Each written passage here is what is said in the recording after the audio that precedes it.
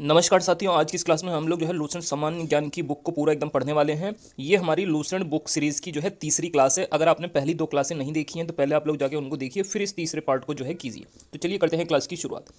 पिछली क्लास में हमने जो है विदेशी यात्रियों के बारे में पढ़ा था, तो आज हम लोग उसी को आगे कंटिन्यू करने जा रहे हैं।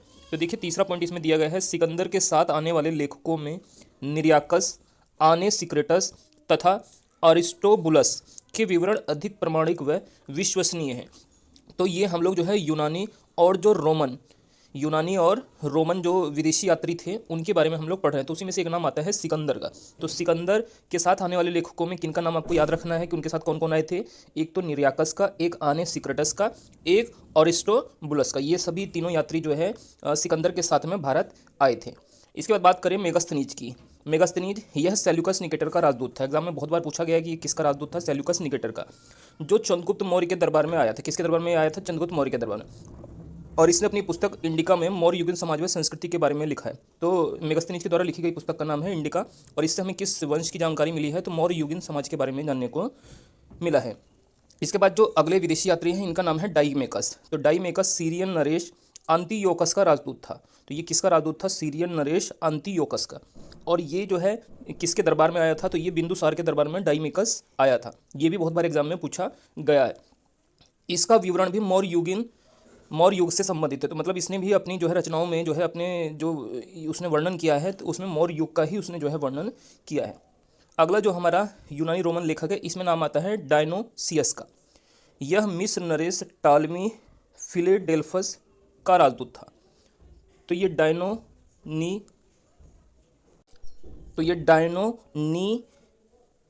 डायनोनीसियस मिस्र नरेश किसका ये जो है राजदूत था? टॉलमी फिलेडेल्फस का, जो अशोक के दरबार में आया था। ये डायनोसियस किसके दरबार में आया था? अशोक के दरबार में ये आया था। इसके बाद हम लोग पढ़ने वाले हैं टॉलमी के बारे में। इसने जो है दूसरी शताब्दी में भारत का भूगोल नामक पुस्तक लिखी है। तो ये भी एग्जाम में पूछा जा चुका है कि बताइए भारत का भूगोल पुस्तक के लेखक कौन है। तो इनका नाम है टॉलमी। किस सदी में लिखी गई है? तो ये दूसरी शताब्दी में जो है इसको लिखा गया। अगला है प्लिनी। इसने प्रथम शताब्दी में नेचुरल हिस्ट्री नामक पुस्तक को लिखा है। तो नेचुरल हिस्ट्री पुस्तक के लेखक कौन है? प्लिनी है। इसमें किस विषय में लिखा गया है? तो इसमें भारतीय पशुओं, पेड़ पौधे, खनिज पदार्थों आदि के बारे में विवरण मिलता है। नेक्स्ट अगला है फेरी प्लस ऑफ द इरीथ्रियन सी। इस पुस्तक के लेखक के बारे में जानकारी नहीं है। यह लेखक करीब 80 ईस्वी में हिंद महासागर की यात्रा पर आया था। तो मतलब ये जो बुक है फेरी लेपर्स ऑफ द इरिथ्रियन सी, इसके लेखक के बारे में कोई भी जानकारी नहीं मिली है इतिहास के अंदर। इसने उस समय भारत के बंदरगाहों तथा व्यापारिक वस्तुओं के बारे में जानकारी दी है। तो इसने उस समय के भारत में जो बंदरगाह वगैरह थे और व्यापारिक वस्तुएं थी उनके बारे में अपनी विवरण में बताया है।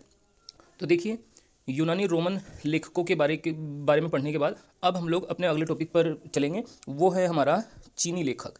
चीनी लेखकों के बारे में अब लोग हम देखेंगे कौन कौन से चीनी लेखक या चीनी यात्री हमारे जो है भारत की यात्रा पर आए थे। इनमें सबसे पहला नाम आता है फाहियान का। मोस्ट इंपॉर्टेंट है ये फाहियान। यह चीनी यात्री गुप्त नरेश चंद्रगुप्त द्वितीय के दरबार में आया था। तो ये किसके दरबार में आया था? फाहियान चंद्रगुप्त द्वितीय के दरबार में। इसने जो है अपने विवरण में मध्य प्रदेश के समाज और संस्कृति के बारे में वर्णन किया है। मध्य प्रदेश की जनता को सुखी एवं समृद्ध बताया है। यह 14 वर्षों तक भारत में रहा। पूछा जा सकता है कितने वर्षों तक फाहियान भारत में था? 14 वर्षों तक। चलिए अब हम इसमें अगला जो है अपना लेखक देखते हैं। अगला जो विदेशी यात्री था चीन का वो था संयुंगन। तो यह 518 ईस्वी में भारत आया था। इसने अपने 3 वर्षों की यात्रा में बौद्ध धर्म की प्राप्तियां एकत्रित की। तो मतलब इसने बौद्ध धर्म के बारे में जानकारियां एकत्रित की थी अपने समय में। अगला जो हमारा विदेशी यात्री है चीनी यात्री उसका नाम है हेन सांग। तो यह हर्षवर्धन के शासनकाल में आया था। मोस्ट इंपोर्टेंट पॉइंट, हेन सांग किसके समय में आया? हर्षवर्धन के समय में। हेन सांग 629 ईस्वी में चीन से भारतवर्ष के लिए प्रस्थान किया। किस वर्ष में? 629 ईस्वी में चीन से भारतवर्ष के लिए इसने प्रस्थान किया। और लगभग 1 वर्ष की यात्रा के बाद वह सर्वप्रथम भारतीय राज्य कपिशा पहुंचा था। कहाँ पर पहुंचा था हेन सांग? कपिशा। भारत में 15 वर्षों तक रहकर 645 ईस्वी में चीन लौट गया। कितने वर्षों तक ये रहा? 15 वर्षों तक भारत में रहा। और कब भारत से लौट गया? ये 645 ईस्वी में भारत से ये लौट गया। इसके बाद आगे इसमें दिया है जो है कि वह जो है बिहार में नालंदा जिला स्थित नालंदा विश्वविद्यालय में अध्ययन करने तथा भारत से बौद्ध धर्म को एकत्रित ले जाने के लिए आया था। तो वो भारत में क्यों आया था? एक तो नालंदा विश्वविद्यालय में इस अध्ययन के लिए और दूसरा यहाँ से बौद्ध ग्रंथों को अपने साथ एकत्रित कर ले जाने के लिए। अगला जो पॉइंट है इसका भ्रमण वृत्तांत सीयूकी नाम से प्रसिद्ध है। मतलब इसकी रचना का नाम क्या है? सीयूकी। ये मोस्ट इंपॉर्टेंट है। इसको हिंसांग के द्वारा लिखा गया है जिसमें इसने 138 देशों का विवरण मिलता है। मतलब इसने 138 देशों के बारे में इसमें बताया है। और इसमें हर्षकालीन समाज धर्म राजनीति के बारे में भी वर्णन मिलता है, क्योंकि ये हर्षवर्धन के समय में ही आया था हिंसा, तो हर्षवर्धन कालीन समाज के बारे में जानकारी मिली है। इसके अनुसार सिंध का राजा शूद्र था। सिंध का राजा कौन था? शूद्र था। हेनसांग ने बुद्ध की प्रतिमा के साथ साथ सूर्य और शिव की प्रतिमाओं का पूजन भी किया था। इसने बुद्ध भगवान के साथ साथ जो है भगवान शिव और सूर्य भगवान की प्रतिमाओं का भी पूजन किया था। अगला पॉइंट है, हेनसांग के अध्ययन के समय नालंदा विश्वविद्यालय के कुलपति आचार्य शीलभद्र थे। मोस्ट इंपोर्टेंट पॉइंट, जिस समय हेनसांग ने नालंदा विश्वविद्यालय में जाकर अध्ययन किया था उस समय उसके कुलपति थे आचार्य शीलभद्र। यह विश्वविद्यालय बौद्ध धर्म के लिए प्रसिद्ध था। नालंदा विश्वविद्यालय किसके लिए प्रसिद्ध था? बौद्ध धर्म के लिए। इसके बाद जो अगला चीनी लेखक है उसका नाम है इत सिंह। यह 7वीं शताब्दी के अंत में भारत आया। इसने अपने विवरण में नालंदा विश्वविद्यालय, विक्रमशिला विश्वविद्यालय तथा अपने समय के भारत का वर्णन किया है। तो ये 7वीं शताब्दी के अंत में आया था इंडिया में और इसने नालंदा विश्वविद्यालय आदियों का जो है वर्णन किया है इत सिंह, चीनी लेखक। चलिए अब हम लोग इसमें जो है आगे जो है अरबी लेखकों के बारे में पढ़ेंगे। तो सबसे पहले हमने यूनानी रोमन लेखकों के बारे में पढ़ा, फिर हमने चीनी लेखकों के बारे में पढ़ा जो चीनी यात्री आए थे। अब हम लोग जो है अरबी लेखकों के बारे में पढ़ेंगे। तो इनमें सबसे पहला नाम आता है अल-बरूनी का। तो यह महमूद गजनवी के साथ भारत आया था। तो महमूद गजनवी के साथ कौन भारत आया था? अल-बरूनी ख्वारिज्म या खीव आधुनिक तुर्कमेनिस्तान का रहने वाला था। तो ये कहाँ का रहने वाला था? तुर्कमेनिस्तान, ख्वारिज्म या खीव, इसको आधुनिक जो है तुर्कमेनिस्तान के नाम से जाना जाता है। इसकी बात करें अगर रचनाओं की, तो अरबी में लिखी गई उसकी कृति किताबुल हिंद या तहकीक-ए-हिंद, भारत की खोज, आज भी इतिहासकारों के लिए एक महत्वपूर्ण स्रोत है। तो किताबुल हिंद पुस्तक के लेखक कौन है? अल-बरूनी, और इसको तहकीक-ए-हिंद या भारत की एक खोज नाम से भी जाना जाता है।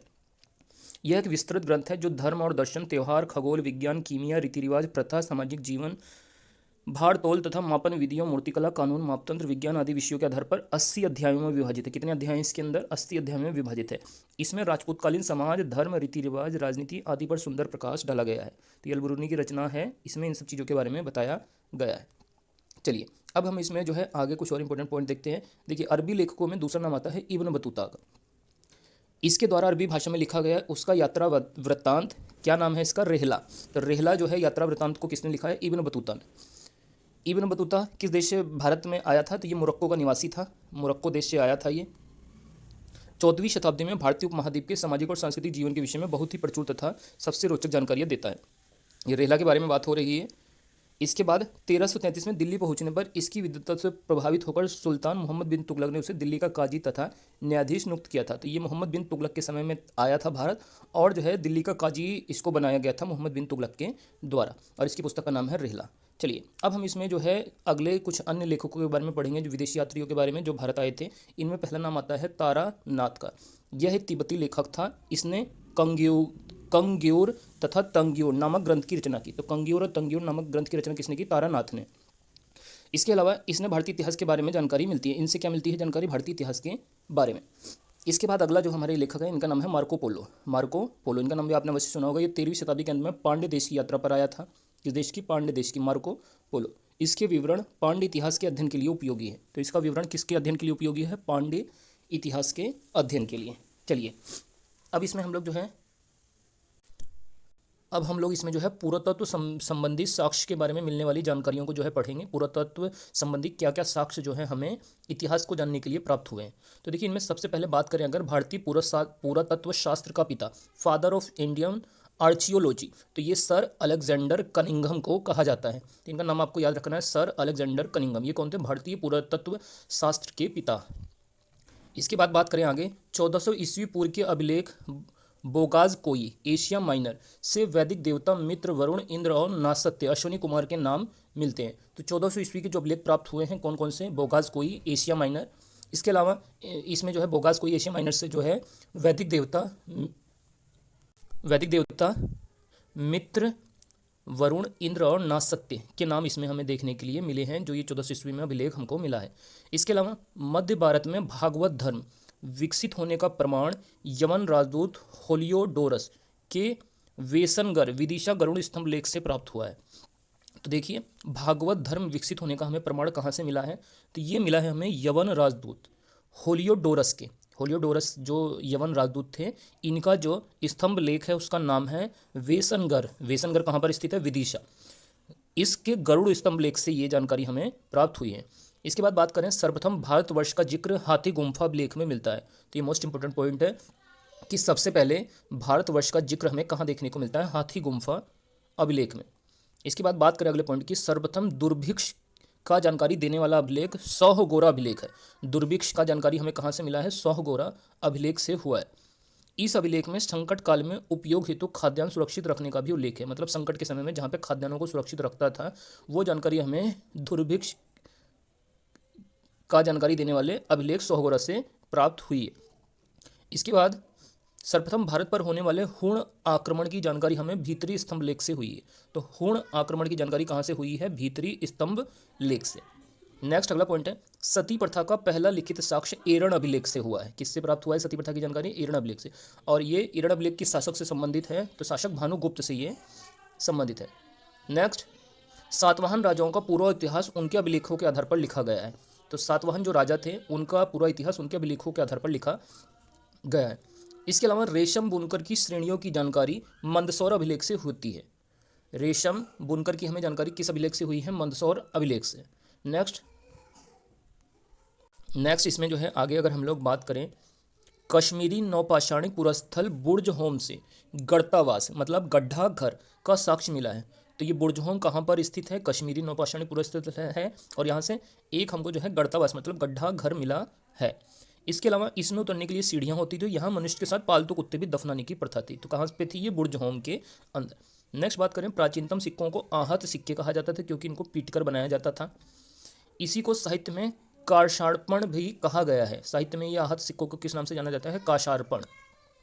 इसके अलावा सर्वप्रथम सिक्कों पर लेख लिखने का कार्य यवन शासकों ने किया है। किसने किया है सिक्कों पर लिखने की कला का प्रारंभ, यवन शासकों ने। अब हम लोग जो है कुछ महत्वपूर्ण अभिलेख और इन अभिलेख से किन शासकों के बारे में जानकारी प्राप्त हुई है इसको जो है पढ़ेंगे। यहाँ ये भी मोस्ट इंपोर्टेंट पॉइंट है। जैसे बात करें हाथी गुम्फा अभिलेख से, इसकी तिथि का कोई वर्णन जिक्र नहीं किया गया है। इससे हमें कलिंग राजा खारवेल के बारे में जानने को मिला है। तो हाथी गुम्फा अभिलेख किस शासक से संबंधित है, कलिंग राजा राज खारवेल से, कलिंग राज खारवेल से। इसके बाद बात करें जूनागढ़ या इसको गिरनार अभिलेख भी कहा जाता है, ये किस शासक से संबंधित है, रुद्र दामन शासक से। इसके बाद नासिक अभिलेख किससे संबंधित है, गौतमी बलश्री से।